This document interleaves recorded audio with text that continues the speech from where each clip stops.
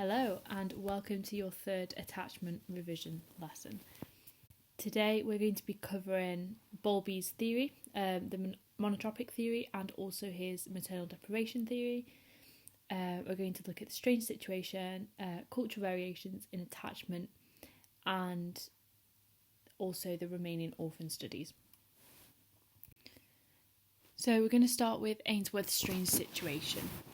And what I want you to do is copy and complete this table, which will be a really handy revision tool for you to have. So just as a background to Ainsworth's strange situation, it was a procedure that was devised to observe attachment between children and their caregiver. And it was done on infants from around the age of 9 and 18 months. And they did 8 episodes, and each episode lasted about 3 minutes. So firstly, the parents and the infant play together, and then the parent sits while the infants play. Then the stranger comes into the room and talks to the parent. 4th episode was when the parent left, the infant plays, and the stranger offered comfort if they needed it. Episode 5, the parent returns, greets the infant, offers comfort if needed, and then the stranger leaves. 6, the parent leaves infant on their own. 7, the stranger comes in to offer comfort, and then 8, parent returns, greets the infant, offers comfort, and within each of these 8 episodes, they were testing for stranger anxiety, separation anxiety, and also reunion behaviour.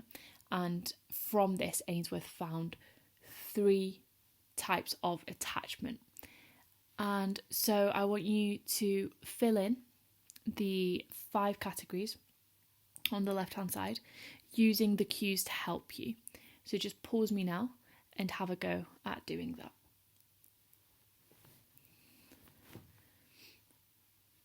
So the first one, willingness to explore, was observed during episode 2, where the parent sat down and the infant played. With the secure attachment, there was a high willingness to explore, so the child felt very comfortable playing with the toys while the parent was still in the room. Insecure avoidant, it was also high, but then insecure resistant, it was low. Stranger anxiety, when the not only when the stranger walked in the first time but also the second time to offer comfort. Stranger anxiety in the secure attachment was moderate. In the insecure avoidant, it was low because they just tend to avoid all social interaction in general. And then in the insecure resistant, it was high stranger anxiety. Separation anxiety, secure attachment, they were easy to soothe, so that's by the stranger. And the insecure avoidant, they were indifferent about their separation anxiety. But the insecure resistant became very, very distressed whenever the mother left. Behaviour at reunion, secure attachment was very enthusiastic at seeing their mothers again. Insecure avoidant, they avoided the contact. And the insecure resistant type sought comfort but then rejected. And the percentage in each category was, starting with the highest, it was secure attachment, 66%. Then we had 22% of the children in the insecure avoidant type, and in the insecure resistant there was only 12% of infants. Something else that's very important to talk about is the differences between the 2 theories that Bowlby proposed. So it's easy to get mixed up because one came from the other. The maternal deprivation hypothesis came from his initial monotropy theory. So your task is to read through the list, make 2 headings in your paper, so one for maternal deprivation hypothesis, one for attachment theory, and write each of the points into which category they belong to. As a little overview, so firstly we have the monotropic attachment theory, and this one states that parents who look after their offspring are more likely to produce subsequent generations from that. So basically attachment is very, very important for the child's survival. So there needs to be a strong bond with the child. Monotropic also looked at the evolutionary perspective of it, because having a strong attachment is adaptive. They looked at the critical period, which they believed was around 2 to 6 months. This critical period is really, really important for the development of the child. Monotropic theory or attachment theory also looked at social releases, and these social releases are a bit like fixed action patterns that we looked at when we looked at aggression in animals. So infants produce these social releases like crying and smiling to stimulate caregiving from adults. And then attachment theory also looked at internal working model.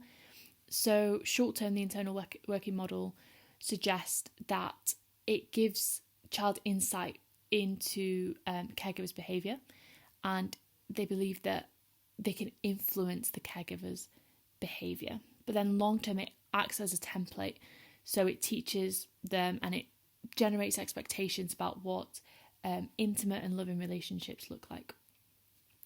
And then they also looked at the continuity hypothesis with the attachment theory. And we talked about this in the last revision session, but it said that continuity hypothesis basically means that those who are strongly attached in infancy will continue to be emotionally and socially competent. So because this attachment theory had such an emphasis on mothers, this led to the maternal deprivation theory hypothesis. So Bowlby said that infants need a warm, intimate and continuous relationship with mother for good development of their mental health. It's not just about food, it's about that continuous relationship. And again, he spoke about critical period for development, because separation will only have a negative effect before the age of about 2.5 years. And he believed within this maternal deprivation theory that there can be a substitute for the mother. So separation doesn't necessarily have to cause deprivation. And within this maternal deprivation hypothesis, he looked at the 44 juvenile thieves. So that's the study for this hypothesis. So if you remember, that he looked at 88 children in total.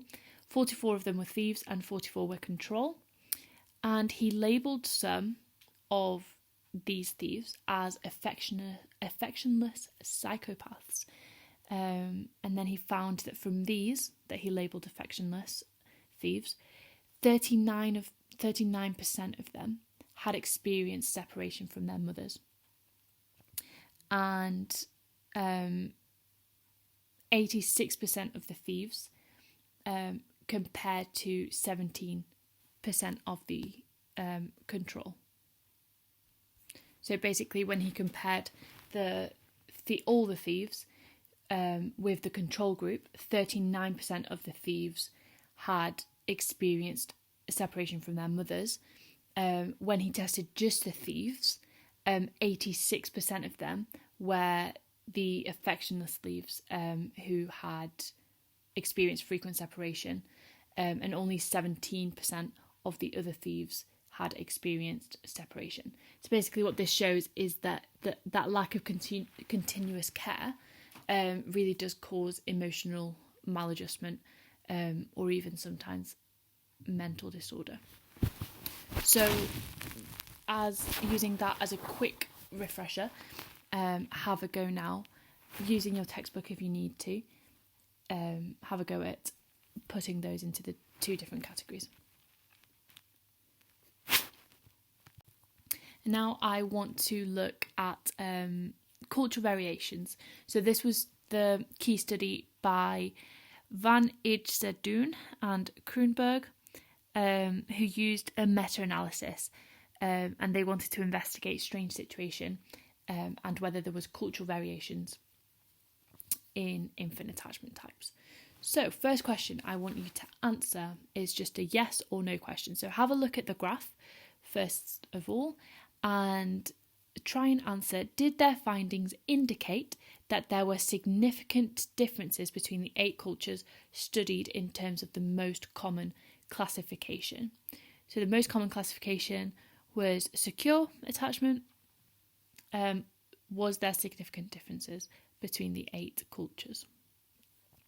And the answer is no, there wasn't. The numbers were pretty steady there. Is it correct to say that all 8 countries studied saw secure attachment as the most common type? Yes or no?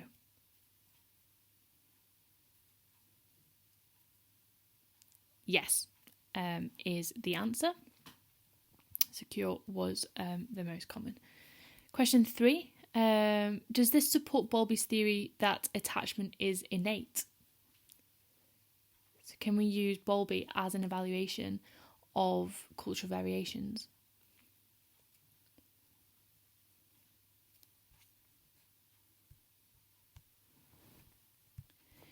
Yes, it does support Bowlby's theory, because Bowlby said that we need attachment to form in order to survive. Next question.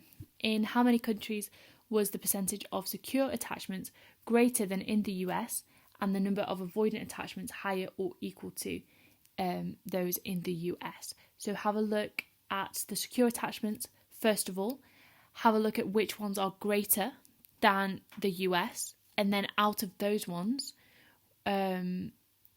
which avoidant attachment types are higher to or equal to those in the US. And then give me a number.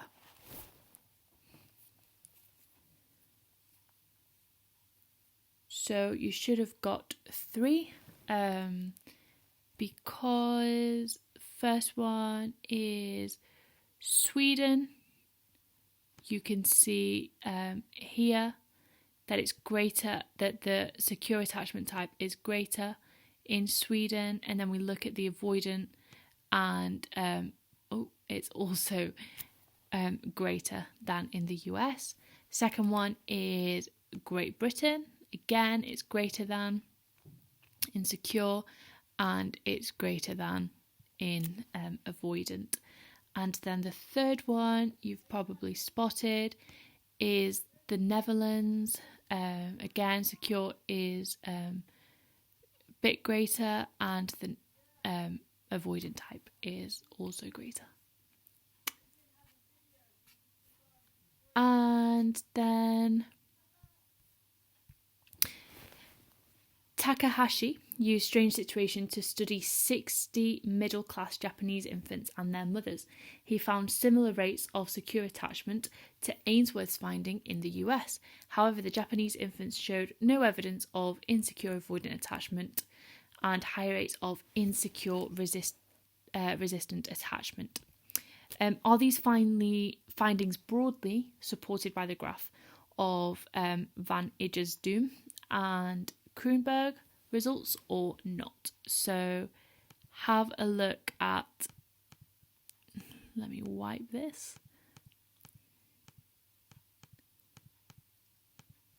Have a look at Japan and have another read through the scenario, the research from Takahashi, and decide whether it supports that. Pause me if you need to. So I'm going to say yes, it does support it, because the rates of secure attachments were similar to those in the United States, and there's hardly any evidence of insecure avoidant attachments, and there's quite high insecure attachment types.